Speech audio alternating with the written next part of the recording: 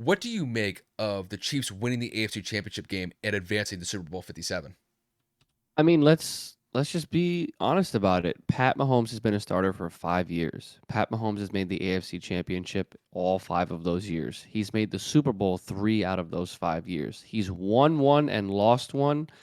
Everything's in the air right now. I mean, like, come on, we're talking about the best quarterback in the game right now, hobbled on one foot, without Tyreek Hill. Obviously, the defense completely showed up, but the narrative behind this was he going to be able to do enough for the Chiefs to win? And Kyle and I both picked the Bengals like just straight flat out because we thought that he wasn't going to be able to do anything. And then Patrick Mahomes goes out there and throws for 326 yards and 2 touchdowns with a passer rating of 105. Ankle or not, Pat Mahomes went out there and carved it up. There were multiple times where he was able to throw receivers open. There was a multitude of times where he was able to at least kind of elude some kind of pressure. Now, he was definitely hobbled, limping. He was 100% wincing and in pain. But this is what we call a gamer, somebody that was able to play through injury, someone that was able to, put the team on their back. And that is exactly what Pat did. And for that, I commend him. I give him all the credit in the world. And, the Chiefs are moving on for a reason. Now, that's not to say the Bengals didn't fight hard, but when you look at it, Joe was sacked 5 times, 2 interceptions. I would say personally, in my eyes, the second one was a little bit questionable in terms of decision making. I know that T. Higgins had a step, but I don't know if I would have put the ball there on third down as opposed to somewhere else. And then you know what I mean. We're talking about Joe Burrow was hit 12 times. Hit 12 times.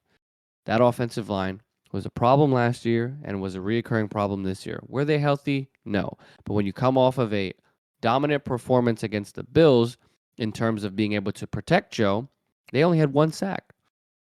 The Chiefs were able to get to him. The Chiefs were able to rattle him. Joe made some mistakes. The team wasn't able to really get it going. And, they really played from behind the entire game. I mean, they went into halftime, I believe it was 13-6 in favor of the Chiefs. The Bengals come out, they score right away, and then they tie the game at 13 a pop, and then Kansas City goes and they score. And again, the second half was way more entertaining. But overall, man, I mean, it was a great game back and forth. I'm only upset because as a Joe Burrow fan, I've wanted to see him go to another Super Bowl. I wanted to see him continue to beat Patrick Mahomes so it could be like that narrative of like, I'm the only person that has a good record against you and has done something with it in terms of it being meaningful, not regular season games, wild card games. We're talking 2 AFC championships against him and 2 regular season games. So, yeah, I mean, Pat came out on the other side, but I have to talk about the Osai hit. You are in the NFL. It is the fourth quarter, Super Bowl on the line. You are chasing Patrick Mahomes. You see that he steps out before. You see that he's going in that direction. On what planet do you think pushing him after he originally stepped out already made sense? On what planet did you believe within emotions and adrenaline and all these things that was going to not get called with an official right in front of you? It is bonehead mistakes like that that ruin chances for good players to make historic runs. Yes, the Bengals offensive line played poor. Yes, Eli Apple is a walking cone with his inability to cover anybody and him just being on Twitter all day. Yeah, I said it. Eli, you suck. An overhyped, overpaid first round draft pick that never panned out. You're a bum. And then you go and then Osai just does what he does. It is mental errors like that that cost people championships. It's just stupid. There's no other word around it. You had some issues in the 49ers game that we're going to get into in a few minutes, but like Osai had the opportunity to just pull off, let go. He was ready out, run behind him, fall forward, whatever. You did not have to push Pat Mahomes. So, yes, the Bengals played poorly in terms of turning the ball over, but that Osai hit. I mean, if I remember correctly, the Chiefs had no timeouts. They had one more play left because that would have been third down. And whether or not they would have converted or not is up in the air as well. I'm not saying the game was definitively won there. But Butker, if they don't convert, would have had a 50-plus yard field goal. That is a lot more challenging than a 45-yarder. I'm not saying the kicking is easy. I'm not saying he wouldn't have made it. But again, mistakes like that screw teams, and it didn't bode well for the Bengals. So, I mean, again, shout out to the Chiefs. Go into a Super Bowl once again, and Pat's got a chance at holding up 2 rings before the age of, 27, 28? Yeah, somewhere around there. I mean, granted, he's not even in his 30s yet. He's still I would say probably in his mid to late 20s. But yeah, I mean, this game to me, Kev, like you said, it definitely ramped up in that second half. But I have to say, Casey got off to a very good start.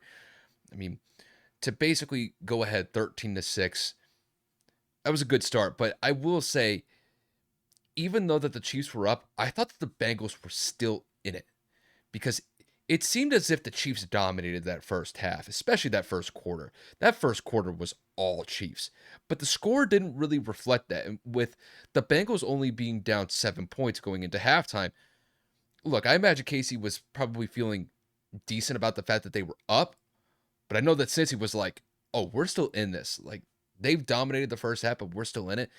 And it definitely showed in the second half. Since he came out with a lot of confidence in that second half, that T. Higgins touchdown definitely proved that. It was back and forth going into the fourth quarter. It's just that KC made the plays that needed to be made right at the end.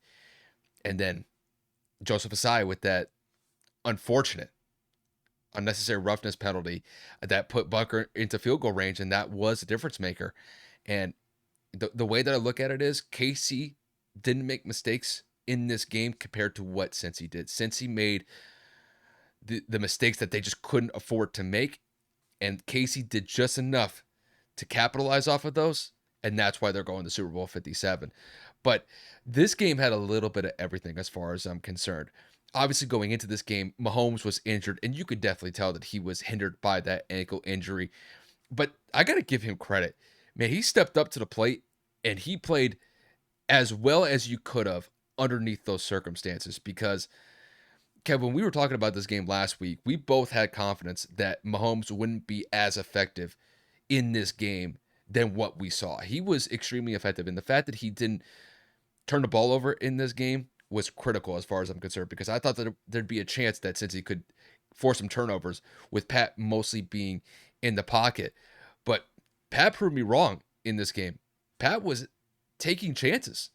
And he was extending plays with his feet. Obviously, he didn't have the step. It didn't have the burst that he typically has when he's 100% healthy. But he was still effective and effective enough to not only pick up the necessary yards to get the Chiefs in the field goal range, and then the Osai hit not only helped them, but set them up for the game-winning field goal.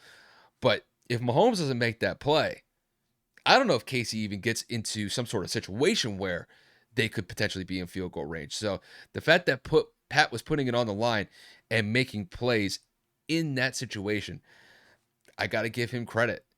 There were a lot of obstacles in this game, and I think just the ongoing narrative going into that game was that Cincy had the advantage just because we didn't know what we were going to get from Pat.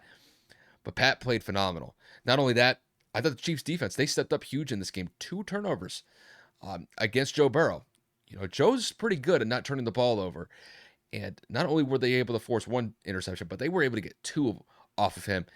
And not only that, Casey's defense, man, that front 4 showed up.